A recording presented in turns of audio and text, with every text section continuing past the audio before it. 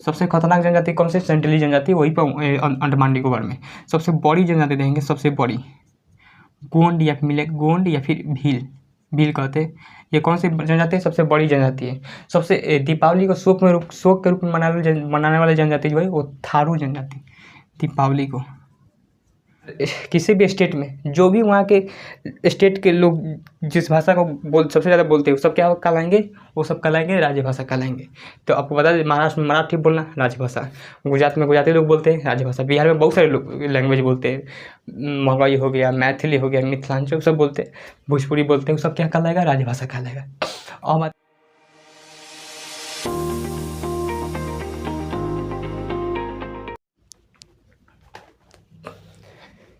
जय हिंद। तो आज हम क्या देख रहे थे? पॉलिटी भाग संख्या 16 आर्टिकल 330 से लेकर 342 तक। इससे पहले आपको हम आर्टिकल के बारे में बता दिए थे कंप्लीटली 342 तक, एक बार रिकॉल करा देते हैं। इसमें किसके चलता था? SC ST OBC पूरी तरह से आरक्षण के बारे में, एंग्लो इंडियन। तो आपको हम बता दिए थे पूरी तरह से कंप्लीट आरक्षण के बारे में, एक बार रिकॉल करा देते हैं। देखिए इधर करा देते हैं। 330 में क्या था? 330 में जो था वो लोकसभा में SC और ST का आरक्षण 331 में था।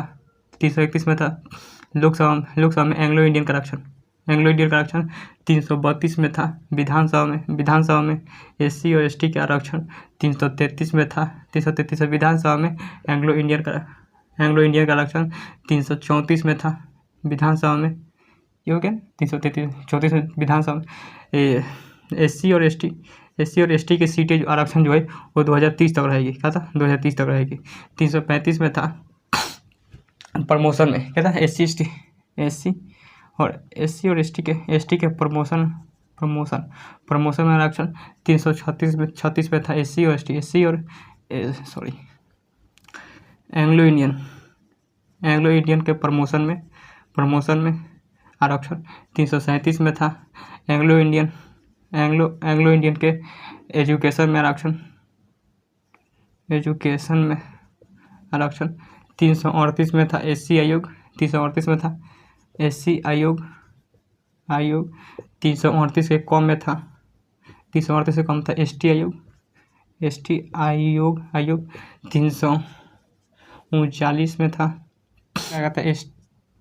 SC और ST की जहाँ पर जनसंख्या है वहाँ पर सेंट्रल गवर्नमेंट प्रशासन को संभालेगी। 340 में OBC का आयोग था। OBC आपको बताए थे सबसे पहले काका कालेकर समिति का गठन किया गया था। उसके बाद किया गया था मंडल आयोग का गठन। उसने ही नॉन क्रिमिनल को 27% भाग दिया। हालांकि सुप्रीम कोर्ट ने 2 भाग बांटा। उसके बाद नॉन क्रिमिनल को 27% आरक्षण दिया गया, जो भी 8 लाख से कम की इनकम में सालाना, समझ गए। उसके बाद 341 में जो था किसी भी क्षेत्र को राष्ट्रपति चाहे तो वो SC किसी भी क्षेत्र जाति को SC घोषित कर सकते हैं। 342 में किसी भी क्षेत्र या फिर जाति को ST आयोग घोषित कर सकते हैं। तो ये सब क्या किसके बारे में था? आर्टिकल के बारे में था। तो ये तो हम कल ही बता दिए थे। अब आते हैं किस पर? देखिए कुछ SC की जनसंख्या सबसे ज़्यादा कहाँ पर है? SC की जनसंख्या सबसे ज़्यादा रहेंगे तो UP, और ST की जनसंख्या सबसे ज़्यादा रहेंगे तो MP, क्या है? मध्य प्रदेश। लेकिन SC और ST की अगर घनत्व देखेंगे तो सबसे कहाँ पर है? पंजाब में सबसे ज़्यादा घनत्व का मतलब एक ही जगह बहुत ज़्यादा लोग आ जाना, उसी घनत्व होते हैं। तो SC ST देखेंगे सबसे ज़्यादा घनत्व कहाँ पर है? पंजाब में। लेकिन SC सबसे ज़्यादा UP में और ST सबसे ज़्यादा MP में, यानी मध्य प्रदेश में, और SC सबसे ज़्यादा उत्तर प्रदेश में। कहाँ पर है? उत्तर प्रदेश में। अब देखिए कुछ कानून को बनाया गया था, उस कानून को आपको याद रखना है। क्या था? कौन कानून को बनाया गया था? तो हालांकि देखिए उसको बाद में बताएंगे। देखिए जो ट्रांसजेंडर होते हैं, क्या था? ट्रांसजेंडर, उसको OBC में डाल दिए गए। सुप्रीम कोर्ट के दखल अंदाजी के बाद ट्रांसजेंडर को किस में डाल दिया गया? OBC में डाल दिया गया। अब वो लोग किस में आते हैं? OBC में। अब कुछ जनजातियों को हम देख लेते हैं। हालांकि जियोग्राफी में एक अलग से चैप्टर है जनजाति, वहाँ पर आपको सबसे पढ़ना होगा कि जनजाति कौन सी जनजाति कहाँ पर है, कैसी जनजाति। जैसे सबसे बड़ी जनजाति देंगे गोंड या भील जनजाति। अगर पुरानी जनजाति देंगे, सबसे पुरानी जनजाति कौन सी है? यहाँ पर लिख देते जनजाति, थोड़ा सा याद रहेगा। जनजाति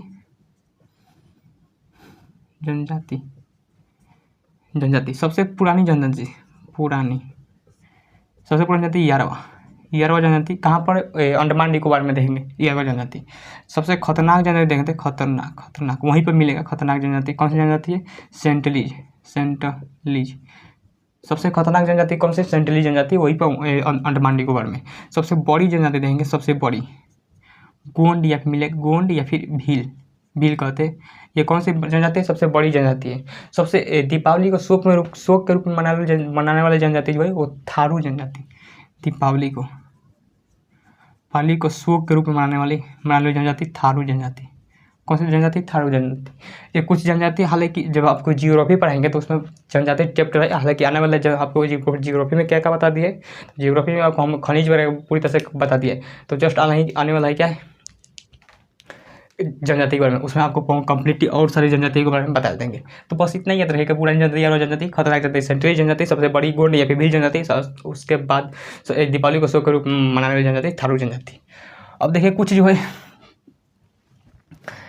पहले जाति का निर्धारण देख लीजिए। देखिए सबसे पहले जाति का निर्धारण जो होता है, निर्धारण जो होता है वो किस पर होता है?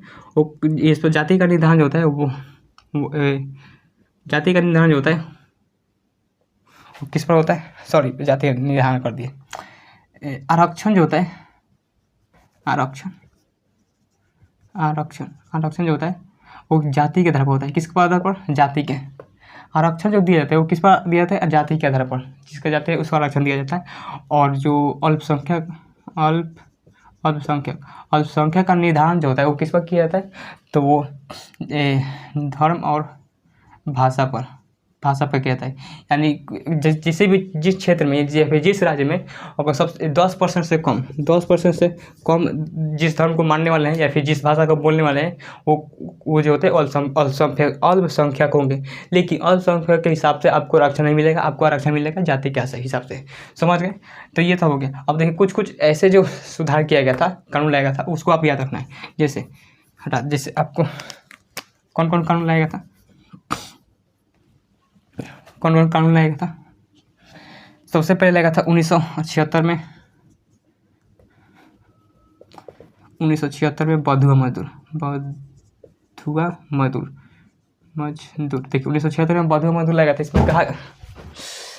इसमें कहा गया था कि बंधुआ मजदूर क्या होता है कि जैसे कि आप किसी चीज़ को सामान से खरीद लेते हैं, जैसे आप बाजार से कोई खिलौना लाए तो हमेशा के लिए आपका हो गया वो खिलौना। उसी तरह से बंधुआ मजदूर जब कोई कर्ज ले लेता था तो उसको बुलाकर अपने यहाँ काम कराते थे हमेशा के लिए। जब तक वो कर्ज चुका नहीं देता, जब तक उसको ब्याज का चुकाता रहेगा, वो पूरी तरह से कर्ज नहीं चुकाता तो हमेशा के लिए रहेगा, उसको सैलरी भी नहीं मिलेगी। तो उसी को बंधुआ मजदूर 1940 में सबको ख़त्म कर देगा। फिर और कर लेगा था 1986 में बाल श्रम। देखिए बाल श्रम में 14 वर्ष से कम बच्चे को आप किसी भी खतरनाक उद्योग में नहीं लगा सकते। पटाखा उद्योग, कोयला उद्योग, ऐसे बहुत सारे उद्योग उसमें आप नहीं लगा सकते। बंधुआ मजदूर लगा था। फिर 1992 में अल्पसंख्यक आयोग का गठन किया गया। और भी याद रखा। फिर 1993 में ओबीसी या फिर पिछड़ा वर्ग को आरक्षण दिया गया था। फिर 1900 और भी दिया गया था। 1995 में जो था निःशक्त जन क्या था? निःशक्त जन क्या था? ये दिव्यांगों के लिए था। जो कानून जो था निःशक्त जन दिव्यांगों के लिए था। तो ये सब क्या था? ये सब भाग संख्या 6 के 16 के क्या थे? हिस्से थे। तो भाग संख्या 16 जो है वो कम्प्लीटली समाप्त हो गए। अब क्या देख रहे हैं? भाग संख्या 17। देखिए भाग संख्या 17 में क्या है? मिटा दे इसको, चाहे रहने देते इसको, हटाते इसको।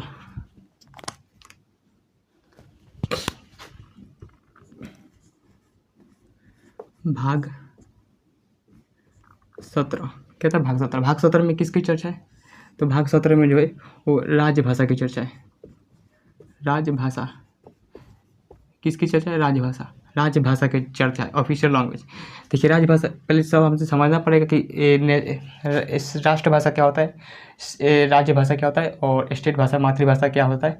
सब भाषा को समझना पड़ेगा। तो ये क्या होगा? राजभाषा। इसमें आर्टिकल देखिए, ये आर्टिकल कब से खत्म हो रहा है? 342 से। तो ये चालू का कब? 343 से।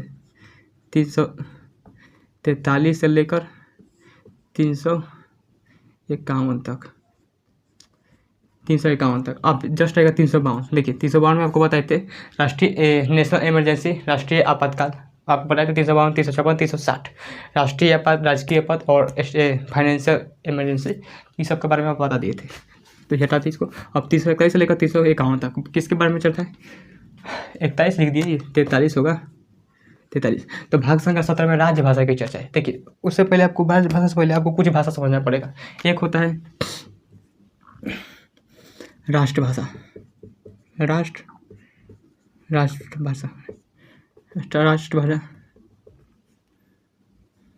राष्ट्रभाषा क्या होता है? राष्ट्रभाषा, राष्ट्रभाषा को नेशनल लैंग्वेज,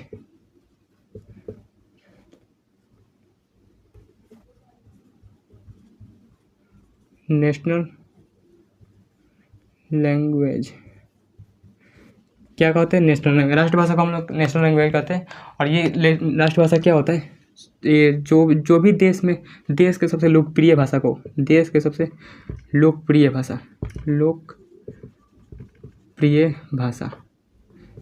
देश के सबसे लोकप्रिय भाषा को हम लोग क्या कहते हैं? राष्ट्रभाषा यानी नेशनल लैंग्वेज कहते हैं। जैसे आप देखेंगे भारत में क्या है, सबसे ज़्यादा लोग हिंदी बोलते हैं, लगभग 44-45% से भी ज़्यादा जनसंख्या क्या बोलती है? हिंदी बोलती है। तो हिंदी ज़्यादा बोली जाती है, इसीलिए जो है वो किसी भी देश में अगर सबसे ज़्यादा बोली जाने वाली भाषा को वो लोग क्या कहते हैं? राष्ट्रभाषा कहते हैं। देश के सबसे लोकप्रिय भाषा क्या होती है? राष्ट्रभाषा। हालांकि भारत में कई सारी भाषाएँ होती है, तो सबसे जो बोलने, जैसे कि भारत में क्या है? हिंदी हो गई। उसी तरह से पाकिस्तान में सबसे ज़्यादा लोकप्रिय भाषा कौन सी हो जाएगी? उर्दू हो जाएगी। क्या हो जाएगी? उर्दू हो जाएगी। उसी तरह से आप देखेंगे अमेरिका में देखेंगे तो लोकप्रिय भाषा क्या हो जाएगी? राष्ट्रभाषा क्या हो जाएगी? इंग्लिश, क्योंकि ज़्यादा लोग वहाँ पर इंग्लिश बोलते हैं। तो उसी तरह से क्या राष्ट्रभाषा क्या कहलाएगी? देश की सबसे लोकप्रिय भाषा क्या कहते हैं? राष्ट्रभाषा कहते हैं। एक होता है राजभाषा, राज्य भाषा, स्टेट लैंग्वेज,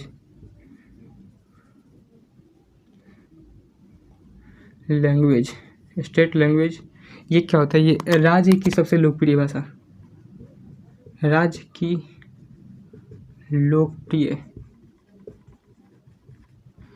लोकप्रिय भाषा, यानी राज्य में जो भी लोकप्रिय भाषा बोली जाती है वो सब क्या कहलाएगी? राजभाषा। जैसे बिहार में खुद देखिए, बिहार में भोजपुरी बोली जाती है, क्या हो जाएगी? राजभाषा हो जाएगी। मैथिली बोली जाती है, राजभाषा हो जाएगी। मगही बोली जाती है, राजभाषा हो जाएगी। तो बहुत सारी भाषाएं बोली जाती है बिहार में, तो वो सब क्या, हिंदी भी वो लोग बोलते हैं, तो सब क्या हो जाएगी? राजभाषा। क्या करें? राजभाषा। तो जैसे अब खुद जैसे महाराष्ट्र में मराठी क्या हो जाएगी? उसकी महाराष्ट्र की राजभाषा हो जाएगी। बंगाल में बंगाली, वहाँ का क्या हो जाएगी? राजभाषा हो जाएगी। गुजरात में गुजराती कहाँ हो जाएगी? वहाँ का राज्यभाषा हो जाएगी। क्या हो जाएगी? राज्यभाषा। देखिए ये राज्यभाषा है, वो क्या है? राजभाषा। तो अभी बताएंगे उसके बारे में। तो राजभाषा हो गया। तो यानी किसी भी स्टेट में जो भी वहाँ के स्टेट के लोग जिस भाषा को सबसे ज़्यादा बोलते हैं वो सब क्या कहलाएंगे? वो सब कहलाएंगे राजभाषा कहलाएंगे। तो आपको बता दें, महाराष्ट्र में मराठी बोलना राजभाषा, गुजरात में गुजराती लोग बोलते हैं राजभाषा, बिहार में बहुत सारे लोग लैंग्वेज बोलते हैं, मगही हो गया, मैथिली हो गया, मिथिलांचल सब बोलते हैं, भोजपुरी बोलते हैं, वो सब क्या कहलाएगा? राजभाषा कहलाएगा। अब आता है राजभाषा समझते हैं। देखिए राजभाषा क्या होता है? राजभाषा इसे हम लोग दरबारी भाषा भी कहते हैं, दरबारी भाषा भी कहते हैं। इसे ऑफिशियल लैंग्वेज,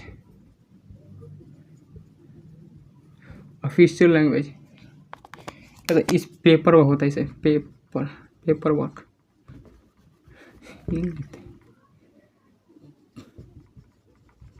क्या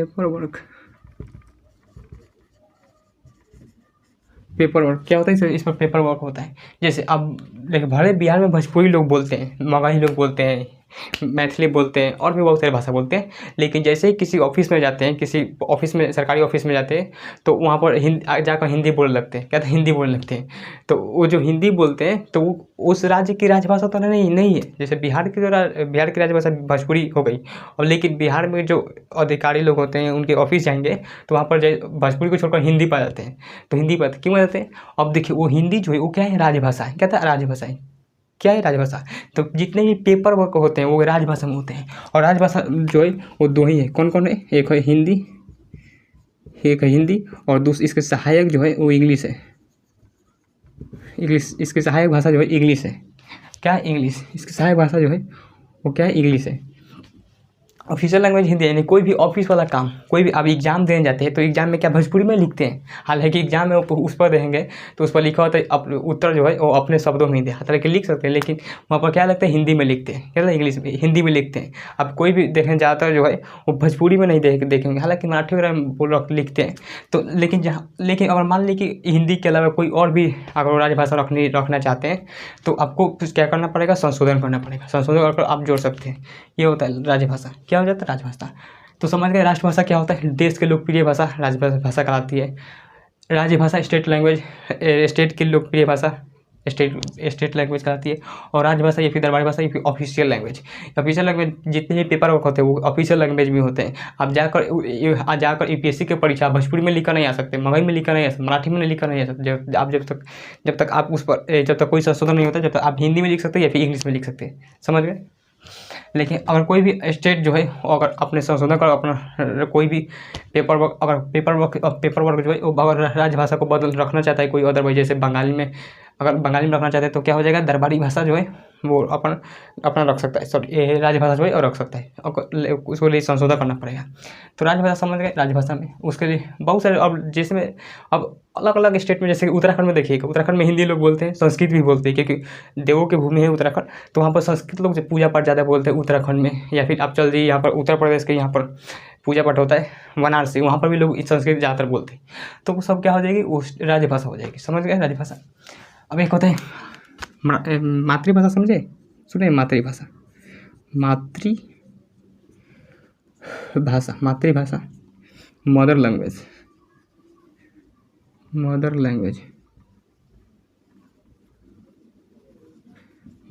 देखिए मदर लैंग्वेज क्या होता है, जब भी हम जहाँ पर जन्म लेते हैं और वहाँ के जो क्षेत्र के उस क्षेत्र की जो भाषा लोग सीखते हैं, ये बच्चे सीखते हैं, उसी को हम लोग मातृभाषा कहते हैं। क्या होता है, मातृभाषा। एक होता है शास्त्रीय भाषा। क्या होता है, शास्त्रीय भाषा।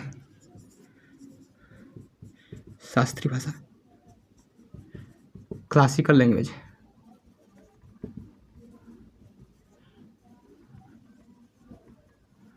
क्लासिकल लैंग्वेज देखिए, क्लासिकल लैंग्वेज क्या होता है कि सबसे पुरानी भाषा को हम लोग क्या कहते हैं, शास्त्रीय लैंग्वेज। सबसे पुरानी भाषा को क्या कहते हैं, शास्त्रीय लैंग्वेज। जैसे आप देखें भारत में सबसे ज़्यादा पुरानी भाषा देखेंगे नीचे बोल जाती है, यहाँ पर मलयालम हो गया, मलयालम शास्त्रीय भाषा हो गया, कन्नड़ शास्त्रीय भाषा हो गया, तेलुगु शास्त्रीय भाषा हो गया, तमिल शास्त्रीय भाषा हो गया, उड़िया शास्त्रीय भाषा हो गया, संस्कृत को भी जोड़ेगा, संस्कृत भी क्या है, शास्त्रीय भाषा है।